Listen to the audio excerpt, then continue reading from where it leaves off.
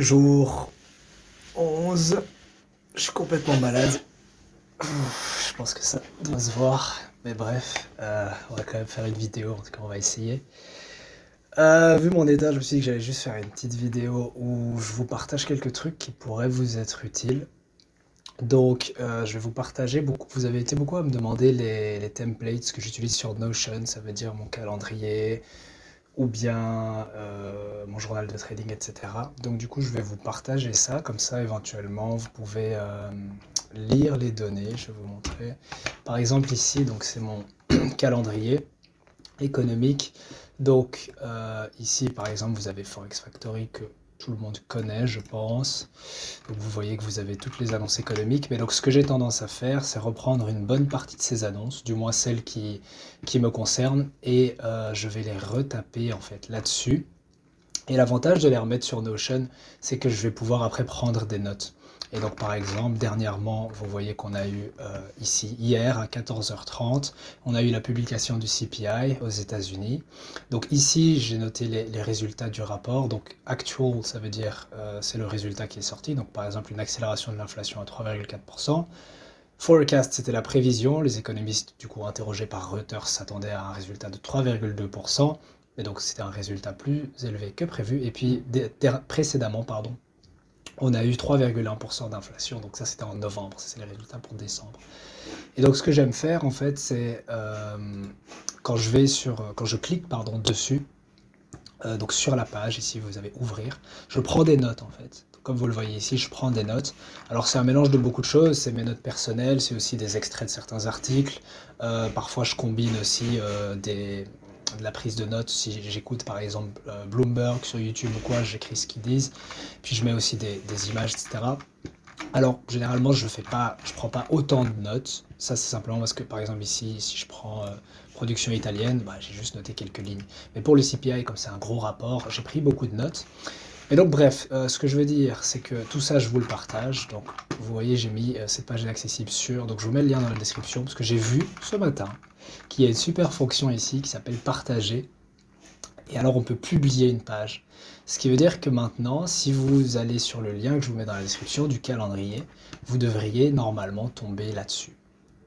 Et donc vous pourrez tout consulter, bien évidemment vous ne pourrez pas le modifier, etc. Par contre, si vous voulez, je crois que vous pouvez voilà, le dupliquer pour prendre le calendrier pour vous et le remplir vous-même. Si vous voulez, par exemple, vous vous dites, ok, c'est sympa ce que tu as écrit, mais moi j'ai envie de continuer moi-même à remplir. Par exemple, aujourd'hui il y a le PPI, je veux prendre des notes moi-même. Eh bien, vous pourrez continuer comme ça.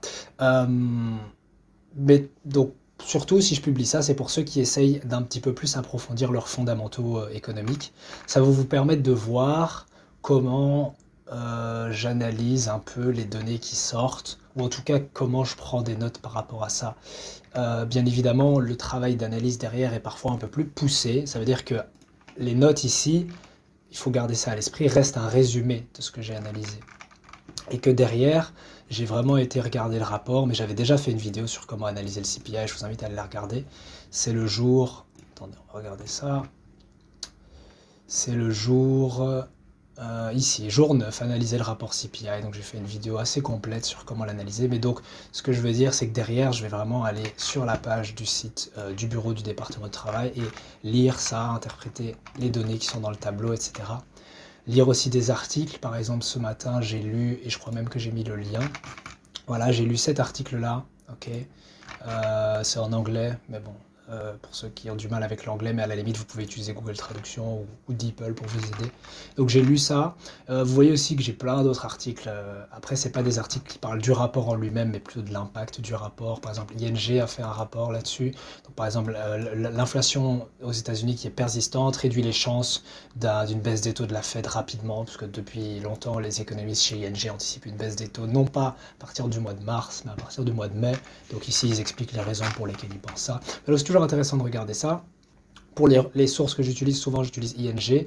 Donc c'est pas ING, c'est Think ING. Donc leur site c'est ING Think. Bah, vous tapez juste ING Think sur Google, ici.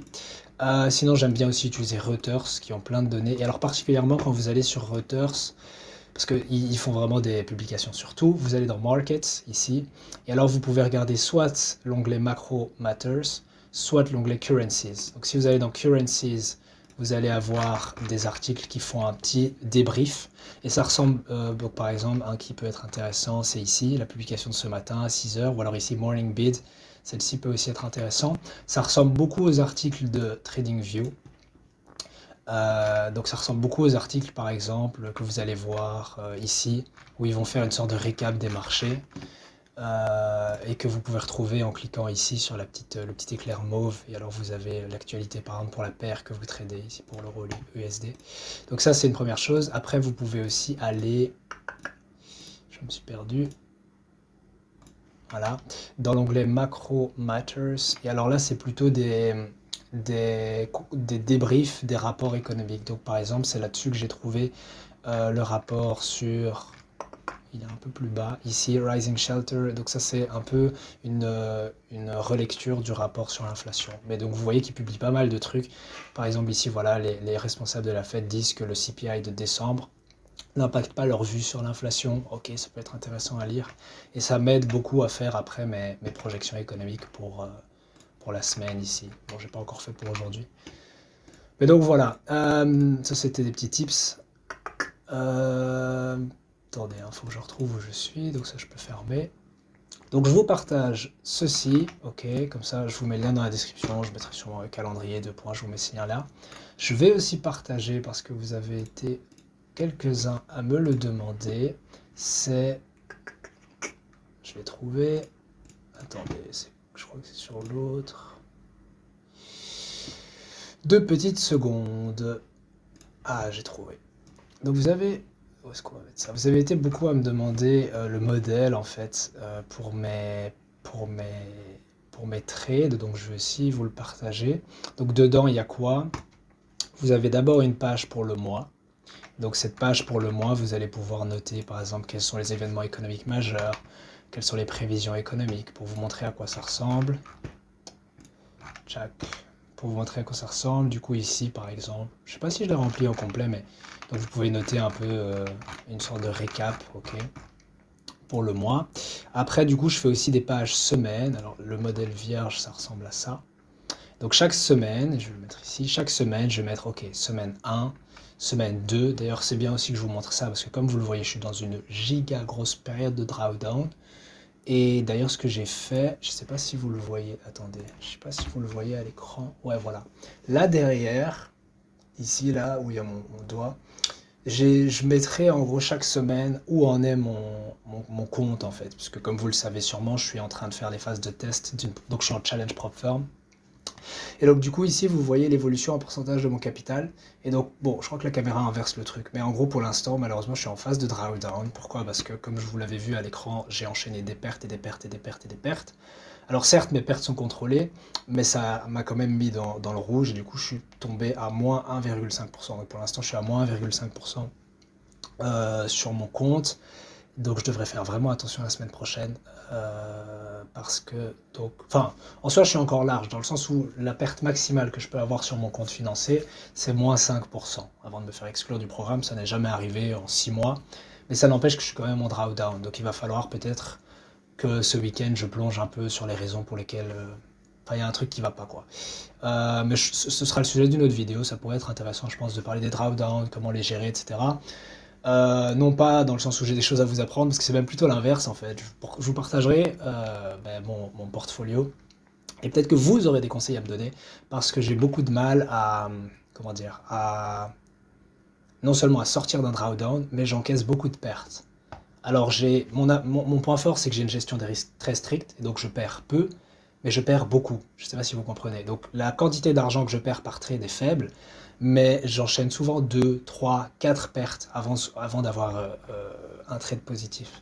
Et du coup, forcément, ça ronge pas mal mes profits, parce que, admettons, je fasse un gros profit de 3, 4, 5 R, puis je me retrouve avec 1, 2, 3, 4, 5 pertes qui vont ronger 1 R par 1 R mes profits.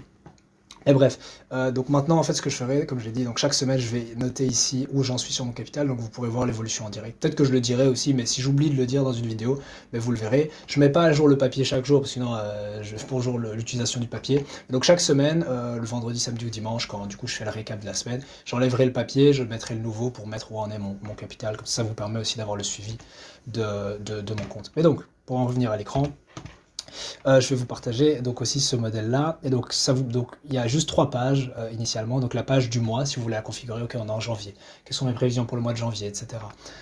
Il y a aussi la page du coup de la semaine. Et donc comme vous voyez, en fait, je duplique à chaque fois cette page qui du coup est vierge. Et alors pour la semaine 1, semaine 2, etc., je remplis à chaque fois la page. Donc la page vierge, ça ressemble à ceci. Ok. Donc même chose, événement économique majeur de la semaine, les prévisions économiques pour chaque jour. Alors ce que j'aime faire ici, c'est un mini résumé où je mets mon billet pour la journée ou pour la semaine, l'objectif, parce que c'est pas parce que j'ai un billet que j'ai nécessairement un objectif de trading. À l'époque, je mettais à chaque fois un fichier audio, donc tous les matins, dès que j'avais terminé mon travail d'analyse, je prenais mon téléphone et je faisais un vocal de 5-10 minutes où j'expliquais mes prévisions économiques pour la journée. Et puis ensuite, je le glissais là. Ça me permettait, si jamais j'avais envie d'avoir un récap d'une journée, de simplement réécouter ce que j'avais dit. Je trouve que c'était assez utile parce qu'en faisant le vocal, je réécoutais rarement mes vocaux, mais le fait de faire le vocal vous oblige à expliquer ce que vous avez analysé aujourd'hui et ça vous permet de structurer vos idées. Maintenant, je le fais plus. Pourquoi? Parce que comme je fais les vidéos chaque jour, ça me permet de juste regarder mes vidéos, re-regarder mes vidéos si j'ai besoin de précision sur ce que j'ai projeté, étant donné que j'en fais une chaque jour. Commentaire dans la journée, c'est s'il se passe des choses dans la journée. Et alors ici où j'ai mis texte, c'est là où je fais toute ma prévision économique. Ajouter un lien, c'est parce que j'aime souvent indexer un article ou quoi, annexer pardon, un article ou quoi, qui résume globalement un peu mes idées. Souvent, je mets un article de ING Think. Pourquoi? Parce que chaque jour, je vais vous montrer tout de suite, ils publient un article qui s'appelle FX Daily. Donc du lundi au vendredi, tous les matins, ils publient un article avec leurs prévisions économiques pour le marché FX. Et donc c'est assez bien fait. C'est très résumé, mais du coup, j'aime bien mettre ce lien-là pour comparer ensuite mes prévisions avec celles d'analystes qui sont experts et qui travaillent en banque, etc. Donc ça, c'est une chose. Et alors, en fin de journée, je vais faire un peu la même chose que le matin, mais en rétrospective. Donc, au lieu de faire une projection, je fais une rétrospection où, du coup, je mets ce qui s'est passé en fin de journée et en plusieurs points. Donc, il y a eu ça, il y a eu ça, il y a eu ça. Et alors, je mets une image aussi de mes graphiques pour dire ben, l'euro a monté, descendu, l'euro parce que je trade quasi que l'euro, mais donc, vous pouvez mettre un screen de vos graphiques, du graphique que vous observez, que ce soit l'euro-dollar ou une autre paire. Et puis, alors, en dessous, avec le petit trait blanc, j'aime bien faire une petite analyse technique, mais très rapide. Voilà. Alors à la fin de la semaine, je fais ma revue de la semaine. J'ai aussi fait une vidéo sur la revue de la semaine passée, et j'en referai une ce week-end. C'est vraiment, je pense, parce qu'à la limite tout ça, si vous le remplissez pas hyper bien, c'est pas grave. Le plus important, c'est vraiment la revue de la semaine, parce que c'est vraiment à ce moment-là que vous allez voir ce qui n'a pas été, ce qui a été, et ce qu'il faut changer ou garder et continuer à faire. Et donc ici, dans cet onglet-là, je fais une revue de ce qui s'est passé d'un point de vue fondamental, une revue de ce qui s'est passé d'un point de vue technique, je mets un screenshot de mes graphiques, et ensuite, par rapport à tout ce qui s'est passé, ben, je mets mon résultat sur la semaine. Est-ce que j'ai gagné de l'argent? Est-ce que j'ai perdu de l'argent? Je mets de nouveau une image de mes graphes. Enfin après ça c'est un peu libre, hein, ça dépend des semaines, je mets un peu. Puis je prends des notes. Ok, j'ai fait ci, j'ai fait ça c'était bien, ça c'était pas bien. Ah, je dois corriger ça, je dois corriger ça. Et alors en dernier, je fais des remarques sur ma vie personnelle. Pourquoi? Parce que votre vie personnelle peut impacter votre trading et s'il se passe des choses dans votre vie personnelle, ça peut être intéressant de les noter. Parce que quand vous allez re-regarder vos pages, se dire ah oui j'ai eu une mauvaise semaine à ce moment-là. Ah mais par exemple j'ai eu je sais pas, une terrible nouvelle dans ma vie privée et donc ça m'a beaucoup impacté émotionnellement. Et voilà, ou par exemple je pourrais mettre, ça pourrait par exemple être intéressant, imaginons que je prenne une position aujourd'hui, je le ferai pas mais imaginons, et c'est un perdant et puis je me rends compte que j'ai fait du trading impulsif, que c'était pas une bonne position. Je pourrais par exemple noter dans cette case, ah ben vendredi en fait j'étais malade, je me sentais vraiment pas bien, mon cerveau était embrouillé, etc. J'ai sûrement pas bien pris la position parce que j'étais pas dans un état optimal pour trader. Ça peut être intéressant de le noter, ça vous permet après de comprendre vos erreurs, etc. Bref, donc toute cette page-là, je vais juste vous montrer à quoi ça ressemble du coup en vrai. Ça par exemple c'est pour la semaine passée. Ok. Donc événement économique majeur, c'est un petit résumé. J'ai fait un screenshot de mon calendrier qui du coup est celui que je vous ai partagé. Seulement les annonces principales. Donc j'aime bien mettre les annonces principales en rouge avec une épingle. Okay. Ici j'ai mis un article de nouveau de ING Think. Pourquoi? Parce qu'ils font un récap des événements clés de la semaine à venir. Donc ça c'est sympa. Alors là il y a mes prévisions économiques et donc vous voyez à quoi ça ressemble. Donc ça c'est la prévision. Okay, pour chaque jour ici. Okay. Souvent ça se ressemble. Le plus gros travail c'est le lundi ou le mardi. Puis après, ben, mercredi, jeudi, je répète les choses. Ça, c'est ce qui s'est passé dans la journée. Donc en fait, quand une annonce économique sort, ben, je vais l'écrire. Par exemple, pour cette semaine-ci, hier, ben, j'ai noté, ok, l'IPC, donc l'inflation aux États-Unis, a augmenté plus que prévu, blablabla, parce que c'est quelque chose que je ne savais pas le matin, je ne pouvais pas le noter. Mais dans la journée, du coup, on a eu le rapport qui est sorti et je le note là. Et alors c'est bien parce que le soir, de nouveau, je fais la révision et je note que les marchés sont inquiétés d'un indicateur d'inflation plus fort qu'attendu, etc. Et puis je mets, comme je l'ai dit, un screenshot de mes graphes. Ici, je vais enlever parce que c'est que 4 heures, il n'y a pas sur 1 heure. Et puis j'ai fait une mini-analyse technique. Je vous avoue que ça, je l'ai noté ce matin, je sais pas si c'est vraiment avec beaucoup de valeur, parce que je suis vraiment pas bien. Puis alors, bon billet à chaque fois pour la semaine. Je vais vous montrer l'autre page qui est plus complète de la semaine 1. Donc ici, vous avez voilà, le billet. Ok, là, j'étais haussier sur l'euro, blablabla, etc. Jusqu'à 1,10. Fin de semaine, l'euro a bien rejoint le niveau 1,10, etc., etc. Puis alors, tout en bas, il y a ma revue de la semaine, donc j'ai perdu 1,5% sur la semaine. C'était une mauvaise, très mauvaise semaine pour moi. Mais surtout, j'ai fait un récap des marchés. Voilà, mais j'ai déjà fait la revue de la semaine, donc je ne vais pas te détailler. J'ai fait tout un récap, analyse technique, machin bazar, résultat net. Et après, donc tout ça, j'analyse mes trades, etc. Et puis remarques sur ma vie personnelle. Voilà. Dernière chose aussi. Je vais retourner là, mais dernière chose aussi, donc j'ai un modèle de trade, donc même chose ici, quand vous ouvrez une position, vous pouvez dupliquer, je vais le faire en direct, donc vous pouvez dupliquer, c'est CTRL D ou bien vous cliquez, vous faites dupliquer. Attendez, je fais des bêtises. Voilà, donc je glisse ça là en dessous, enfin vous avez vu comment je fais, hein, semaine 1, etc. Et alors je vais mettre quoi, par exemple on est le 12, le 1, 4, il est 9h25. Imaginons que j'ouvre une position maintenant avec un ordre de marché. Symbole, alors là vous pouvez rajouter vos symboles. Bon, vous ne pourrez pas le faire parce que je crois que j'ai verrouillé la page, mais vous déverrouillez. Enfin, en fait, vous devez d'abord dupliquer la page, comme sur le calendrier. Vous vous souvenez ici, donc quand vous serez sur le site, si vous voulez utiliser ce template, vous devez cliquer ici sur dupliquer. Ça va vous créer votre propre page, vous pourrez l'utiliser après. Et donc ici, même chose, une fois que vous aurez dupliqué, je ne sais pas si la page sera verrouillée pour vous, mais vous la déverrouillez si c'est le cas. Et alors vous pouvez rajouter les paires que vous voulez. Ok, j'ai envie d'un GBP USD, j'ai envie d'un USD JPY, etc. Et vous pourrez trader, enfin mettre vos paires à vous. Moi j'ai juste mis l'euro dollar. Et ce que j'aime bien faire aussi, c'est mettre des couleurs si à la fin c'est un trade gagnant ou perdant. Donc au début je mets en gris, puis quand le trade est fermé, je mets win, lose. Ok, victoire, défaite. Action, je sais pas, achat, vente, la taille de lot, le stop par exemple, 20 pips, le TP par exemple, je vais chercher, je sais pas moi, 65 pips, prix d'ouverture, 1,0, je sais pas moi, on est à combien là, 1,098 plus ou moins, enfin je mets les chiffres exacts, hein, par exemple comme ça, mais c'est pour l'exemple. Et alors, donc ça c'est juste les paramètres que j'entre à l'ouverture de mon trade. Quand le trade est fermé, forcément je sais, par exemple prix de fermeture, pips, imaginons ici du coup j'ai fait un break-even. Profit, alors là généralement il y a des commissions, donc ce sera jamais 0 si je ferme au break-even. Mais donc vous mettez votre gain, votre perte en dollars ou quoi. La durée du trade, vous le savez quand vous fermez la position. Donc par exemple ici je ferme ma position à 9h30.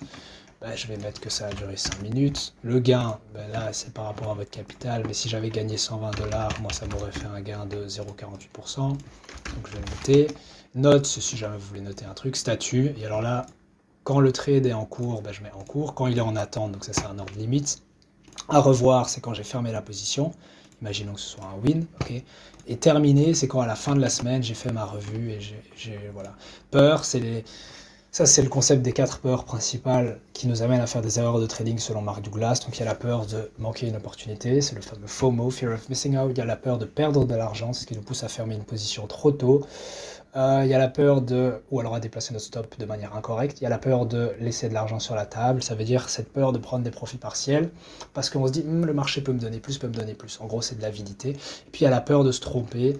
Et ça nous pousse à du coup parfois fermer des positions ou prendre toutes des décisions qui sont incorrectes parce qu'on n'a pas envie que le marché nous donne tort. Si vous avez ressenti l'une de ces peurs avant l'ouverture, à l'ouverture, après, etc., ça peut être intéressant de le noter. Par exemple, vous remarquerez que sur mes trades, j'ai beaucoup de FOMO et un petit peu de Fear of Losing Money. Donc ma plus grande erreur de trading, c'est le FOMO, ça veut dire que j'entre trop impulsivement sur des trades qui n'ont pas lieu d'être. Pour être même plus précis, j'ouvre des positions parce que j'ai peur de manquer l'opportunité, parce que je me dis oui mais si jamais le marché part sans moi, blablabla. Alors qu'en réalité le signal, selon ma stratégie, ne s'est jamais développé. Donc je me retrouve dans une position où le signal ne s'est jamais vraiment développé et finalement, souvent, finalement, il se développe jamais. Donc ça invalide mon entrée, je me fais sortir et je prends une perte. Mais donc, voilà. Et donc, vous remplissez cette page, mais le plus intéressant surtout, c'est pas juste les paramètres de votre trade, parce qu'à la limite, ça, vous pouvez l'avoir sur n'importe quel truc, sur MetaTrader, sur MyFXBook, etc. Le plus intéressant, c'est surtout les notes que vous allez prendre dedans. Et alors, ce que j'aime prendre comme note, donc c'est mon biais fondamental. Ça doit pas, vous remarquerez que quand j'ouvre un trade, moi je fais des notes très longues, mais ça doit pas être si long. Biais fondamental, vous pouvez dire, ben, mon biais, je suis, je sais pas moi, haussier, euro-USD, parce que j'anticipe, je sais pas moi, un ralentissement de l'inflation US. Voilà, ça peut être aussi simple que ça. J'aime bien détailler, vraiment noter, etc. Mais vous n'êtes pas obligé d'aller aussi loin. Bien évidemment, vous faites comme vous voulez, et puis vous pouvez même prendre le modèle et le changer complètement. Biais technique, même chose. L'euro est haussier sur telle structure, et voilà, et on voit tel modèle, il a rejoint telle zone, blablabla. Bla, bla, bla, bla, voilà. Et alors ensuite, là, c'est un peu plus le détail de pourquoi vous avez pris le trade. Donc, ok, un résumé de ma direction. J'ai déjà expliqué dans la vidéo sur l'analyse technique un peu ma stratégie. Donc, ce que je regarde, surtout la direction, zone d'intérêt et setup. Par exemple, si je veux saisir un trade, on va faire vite fait un petit truc. Par exemple, si je veux saisir un setup d'achat à la fin d'un retracement, donc imaginons que ça c'est la structure 4 heures, le prix revient. Bah, direction, je sais que ma structure 4 heures est haussière, ok, parce qu'on a eu un récent break, ok, j'ai un plus haut 4 heures, j'attends le retracement. Zone d'intérêt, par exemple, je peux dire, ok, selon mon analyse, ça se voit pas, si je fais en vert, ça se voit pas vraiment. Je vais prendre du bleu ici. Selon mon analyse, ici j'ai une zone d'intérêt, particulièrement par exemple tel niveau est un niveau de support, je sais pas, enfin bref, je fais vraiment simple. Et alors après, donc j'ai ma zone d'intérêt, le prix rejoint ma zone d'intérêt, à ce moment-là je cherche un setup d'achat. Une fois que j'ai mon setup d'achat, peu importe ce que c'est un setup d'achat pour vous, là c'est pas une question de stratégie, à ce moment-là du coup vous notez aussi ici, ben, mon setup c'est blablabla, ok. Et alors les confirmations, ça peut être, je sais pas moi, j'attends que le prix break au-dessus peut-être des moyennes mobiles, ok, et qu'il y a un croisement des moyennes mobiles à la hausse. Vous pouvez dire j'attends que, je sais pas moi, le stochastique, attendez, je prends une autre couleur, j'attends que le stochastique évolue dans des conditions de survente et que les lignes K et D repartent à la hausse, croisent à la hausse. Vous pouvez dire j'attends d'avoir un setup de chandelier haussier. Bref, ça dépend de votre stratégie, mais vous avez compris comment remplir du coup les cases. C'est vraiment direction, zone d'intérêt, le setup et puis la confirmation. La confirmation, c'est un peu le trigger, c'est le déclencheur de votre entrée. Par exemple, vous dites, dès que les moyennes mobiles se croisent à la hausse, je déclenche. Sachant que vous avez déjà toutes ces confirmations-là, toutes ces confluences avant, bien évidemment. Et alors, à ce moment-là, vous dites, ok, j'ai ma direction, j'ai ma zone d'intérêt, j'ai mon setup, j'attends juste que les moyennes mobiles se croisent à la hausse, que le prix passe au-dessus et qu'ils viennent les retester. Et du coup, dès qu'ils break à la hausse au-dessus des moyennes mobiles et qu'elles se croisent à la hausse, ben, je place un ordre d'achat limite à l'endroit où le prix va retester la moyenne mobile, par exemple. Okay. Donc ça, c'est les entrées. Ça, c'est plus les paramètres du trade. Ça, c'est un peu les raisons d'entrée. Ça, c'est plus les paramètres du trade. Donc, c'est quoi votre risque en pourcentage ou en dollars ou peu importe comment vous le direz. Ce que j'aime bien aussi faire, c'est où est-ce que j'ai placé mon stop. Donc, dire, ah, j'ai mis mon stop à tel niveau. Pour quelle raison? Parce que c'est en dessous de la ligne de tendance. C'est en dessous d'un niveau Fibonacci. C'est en dessous d'un support, etc. Enfin, si on est dans une tendance haussière. C'est au niveau qui invalide mon billet directionnel, etc. Bref, ça peut être intéressant. Et quelles sont vos règles de stop? Est-ce que j'anticipe une grande impulsion ou un mouvement plutôt lent? Si j'anticipe un mouvement plutôt lent, je vais peut-être déplacer mon stop progressivement au fur et à mesure que la structure se forme. Si maintenant j'ai un stop si maintenant j'anticipe une grande impulsion, je vais peut-être trailer mon stop plus agressivement pour attraper le plus de pips possible. Bref, ça vous le notez là. Quelles sont les règles de prise de profit? Est-ce que vous prenez des profits partiels? Est-ce que vous en prenez pas? Est-ce que vous faites un add-in? Est-ce que vous faites donc scale in, scale out, etc. Vous le notez là. Et il faut vraiment, ça j'insiste là-dessus, cette page elle est un peu chiante honnêtement à remplir. Quand vous le faites, c'est blablabla, blablabla. C'est surtout utile pour les personnes qui sont un peu day trader / swing trader. Donc ça veut dire que pour un scalper, ça va être infernal. Il ne saura pas remplir autant de trucs parce qu'il doit prendre des positions à la chaîne. Mais pour un day trader ou un swing trader, tu sais prendre 5, 10, 15 minutes pour remplir cette page. J'ai le temps de le faire parce que je prends peut-être 2 ou 3 positions dans la semaine. Donc j'ai le temps. Mais si maintenant, c'est vrai que imaginons que vous soyez un trader qui un trader qui prend plusieurs positions par jour, ça peut être compliqué d'à chaque fois remplir la page, donc je vous le conseille pas. Et je vous conseille d'avoir un journal un peu plus concis. Mais si maintenant vous prenez qu'une position par jour et pas tous les jours, à ce moment-là, vous pouvez prendre le temps de remplir cette page-là. Donc voilà, quelles sont les règles de prise de profit? Ben, comme je l'ai... Ah oui, aussi un point important, c'est essayer de planifier le plus possible votre trade avant d'ouvrir la position. Alors, il y a des choses que vous ne saurez pas remplir avant, par exemple les confirmations, ben, c'est votre trigger. Quoi que vous pourriez mettre, ok, je déclenche si le prix fait ça. Mais, ou bien votre risque, etc. Vous devez attendre que la position soit ouverte pour calculer votre risque. Enfin, vous calculez le risque avant, mais imaginons que votre position n'ait pas été ouverte exactement au prix où vous le vouliez, soit parce que vous avez exécuté un ordre de marché, ou alors qu'il y a eu pas mal de volatilité et que votre ordre limite a été enclenché à quelques pips de différence. Ça change de quelques pourcentages, quelques dollars votre risque. Mais bref, ce que je veux dire par là, c'est essayer de mettre le plus d'objectivité dans votre journal. Donc quand vous mettez par exemple quelles sont mes règles de prise de profit, fixez déjà à l'avance à tel niveau je ferme X% de ma position, à tel niveau je prends mes profits totaux, à tel niveau je déplace mon stop, etc. Et faites tout ça avant le trade. Ça va vous éviter de prendre des décisions subjectives pendant que le trade se déroule. Parce qu'une fois que la position est ouverte, il y a toutes vos émotions qui vont entrer en jeu et vous allez commencer à ressentir de la peur, du stress, etc. Et vous risquez de prendre des décisions impulsives qui n'ont rien à voir avec ce que vous avez planifié, aviez planifié quand votre esprit était encore calme et objectif. Donc voilà, c'est important à préciser. Quels sont les fondamentaux à venir? Forcément, si vous avez une grosse data qui va sortir et que vous êtes dans une position ouverte, imaginons que là, je suis dans un swing haussier sur l'euro-dollar et je me dis, ok, je vois qu'il y a l'IPC qui va sortir. Est-ce que les données d'inflation vont influencer mon trade? Oui. Comment? Et alors, c'est là où vous commencez à noter, si maintenant les données d'inflation affichent... si le rapport sur l'inflation est solide aux États-Unis, c'est pas bon pour mon trade parce que j'étais haussier, du coup peut-être fermer ma position, ou alors peut-être déplacer agressivement mon stop juste avant la publication, comme ça, soit il y a une grosse impulsion à la hausse après la publication, et alors c'est bon pour mon trade, soit du coup je me fais sortir, mais comme ça je maximise mes profits, je reste pas dans une position qui va juste perdre 30, 40, 50 pips après la publication. Donc ça, vous le notez ici. J'ai mis ajouter une image, vous pouvez mettre... un screenshot de votre calendrier, ça peut être sympa. Setup à l'entrée, c'est toujours important de garder des images de vos trades. Et ici, ce que je mets, gestion de trade, en fait, je fais commenter. Et alors, je mets des screenshots et je mets des notes. Que ce soit sur mes émotions, que ce soit sur le marché en lui-même ou sur les annonces économiques. Par exemple, je peux mettre CPI stronger than expected, ou alors CPI meilleur que prévu. Je sais pas moi. Imaginons que je sois short sur l'euro USD. Bon pour montrer, donc je sais pas comment, enfin bref, vous mettez ça comme vous voulez, et je maintiens la position ouverte,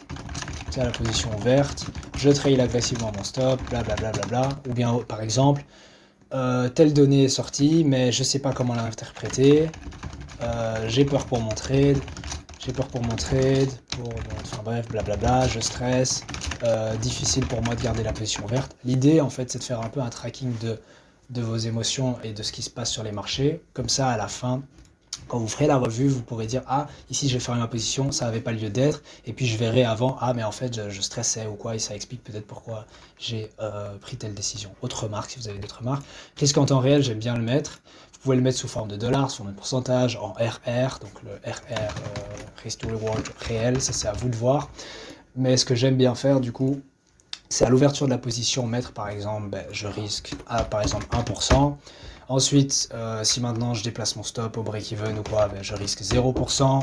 Ensuite, si maintenant je sais pas, moi je suis un peu en profit ou j'ai pris des profits partiels, je risque je sais pas, plus 0,5% parce que j'ai d'office 0,5% qui sont sécurisés.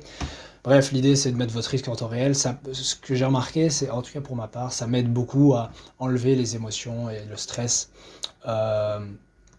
Quand j'ouvre simplement la page de mon trade, je suis là, ok, je suis à plus 0,0, genre c'est mon risque en temps réel, ok, c'est un risk-free trade, c'est pas tranquille, tout va bien. Le pire scénario possible, c'est que je perde rien du tout, je gagne rien du tout. Donc j'ai remarqué que ça pouvait être utile. Et aussi, ça permet, indépendamment de l'aspect émotionnel, ça permet du coup de voir où en est votre risk to reward en temps réel et voir si vous devez faire des ajustements à votre position. Puis quand vous fermez la position, quelle est la raison de la sortie? Est-ce que vous avez commis une erreur? Le résultat final, que ce soit en dollars, en pourcentage, encore une fois vous adaptez, le setup à la sortie. Et ça c'est enfin, comme je fais la revue de la semaine, je fais aussi la revue des positions. Voilà, je pense qu'on a fait le tour. Je me dis pourquoi il y a position ici, bizarre. C'est ce que j'ai noté. Donc voilà, je pense qu'on a fait le tour, mais donc je vais vous partager ceci. Donc, tchac, publier, tchac, autoriser la duplication. Voilà, comme ça du coup, vous avez le modèle. Et alors aussi, j'avais dit que je vous partagerais... Ah ben c'est tout en fait. Ouais, c'est tout. Donc comme ça, vous avez le calendrier, ok, et vous avez le modèle que vous pouvez dupliquer pour ensuite enregistrer vos trades, etc. Pour ceux qui ont envie d'avoir un modèle pour leur journal de trading. Voilà, donc j'espère que cette vidéo vous aura plu. Désolé si je suis un peu plus fatigué que d'habitude, hein. Comme je vous l'ai dit, je suis un peu malade, c'est pas agréable. Mais donc sur ce, on se retrouve dans la prochaine vidéo, demain. Demain, je ferai probablement la revue de la semaine, comment sera le week-end. Et puis voilà, à demain tout simplement.